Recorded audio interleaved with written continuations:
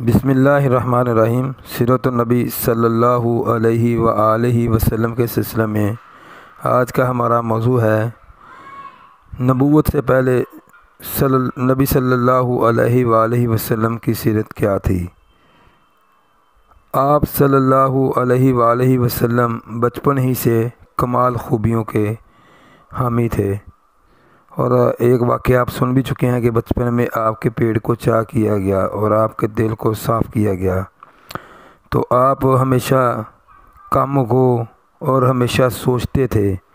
کہ جو اس وقت کے قریش کے جو عقائد تھے ان کے بارے میں فکر میں رہتے تھے، اور بڑی دور بینی سے اور بڑی حق پسندی کے ساتھ اس کو دیکھنے کی کوشش کرتے کہ یہ کیا کام کرتے ہیں،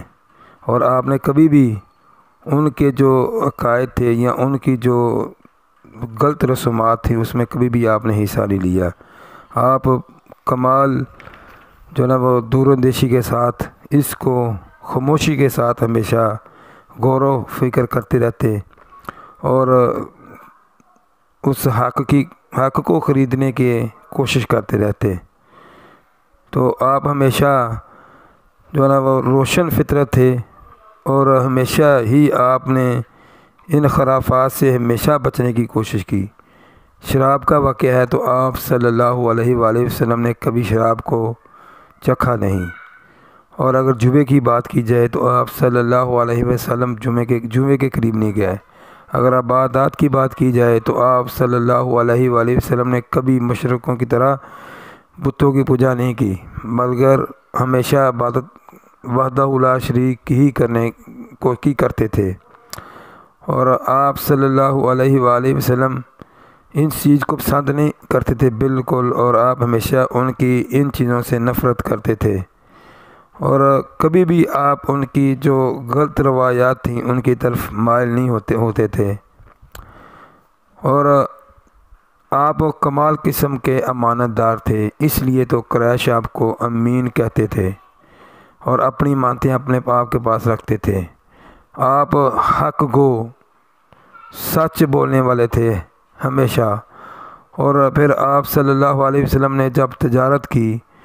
تو تجارت میں نئی روایات شروع کیں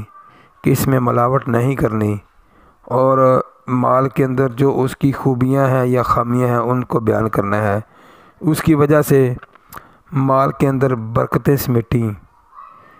تجارت کے ذریعے برکتیں سمیٹیں، اور لوگوں کو سمجھایا، نصیحت کی کرتے رہے کہ مال کو سچائی کے ساتھ بیچیں تو اس کے ساتھ آپ کو زیادہ نفع ہوگا،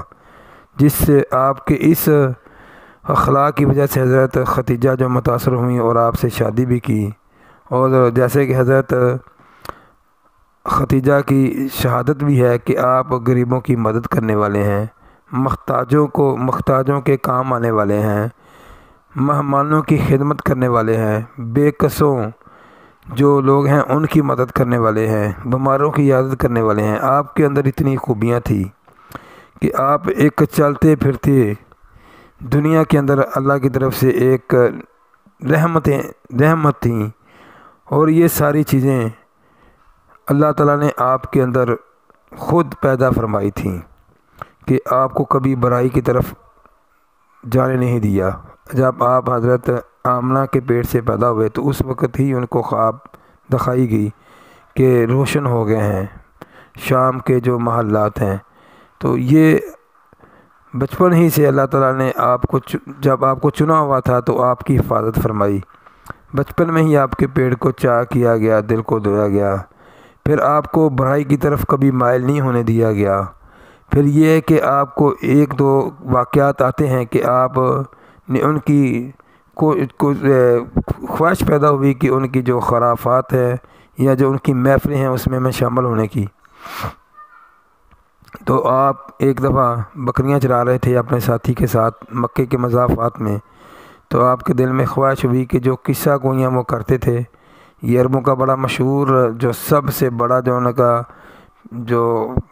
بڑا ان کا مشغلہ تھا وہ یہ تھا کہ وہ اپنی قصہ گوئیاں بڑی کرتے تھے، تو آپ اس سے چھٹی لے کر کہا کہ میں مکے سے ذرا اس میں شامل ہو جاؤں۔ تو آپ جب مکے کے پہلے گھر کے قریب آئے تو ایک آواز آئی باجا بجنے کی۔ تو آپ نے کسی سے پوچھا یہ کس کی آواز ہے؟ تو بتایا گیا کہ یہ شادی ہے فلاں فلاں کی۔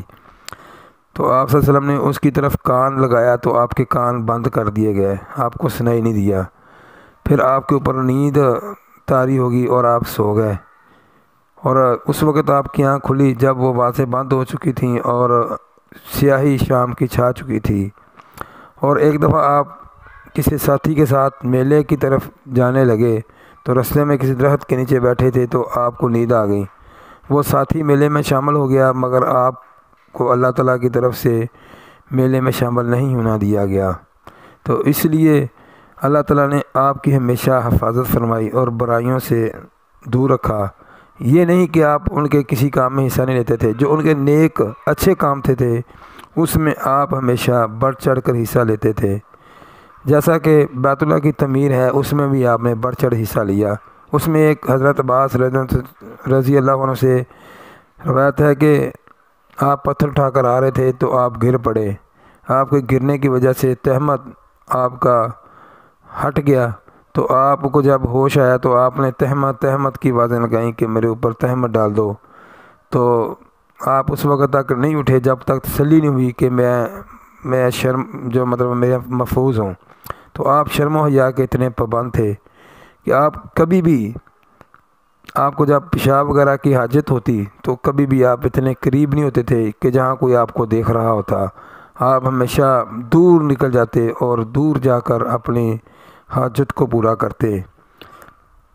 اس لیے آپ صلی اللہ علیہ وآلہ وسلم کے اندر نبوت سے پہلے ہی کمال قسم کی خوبیاں اور کمال قسم کی دور اندیشیاں اور سوچ و فکر اور فہم اور عقل سلیم تھی کہ جس کا نبوت کے بعد لوگوں کا اس کو ماننے کے لیے کوئی مشکل پیش نہیں آئی۔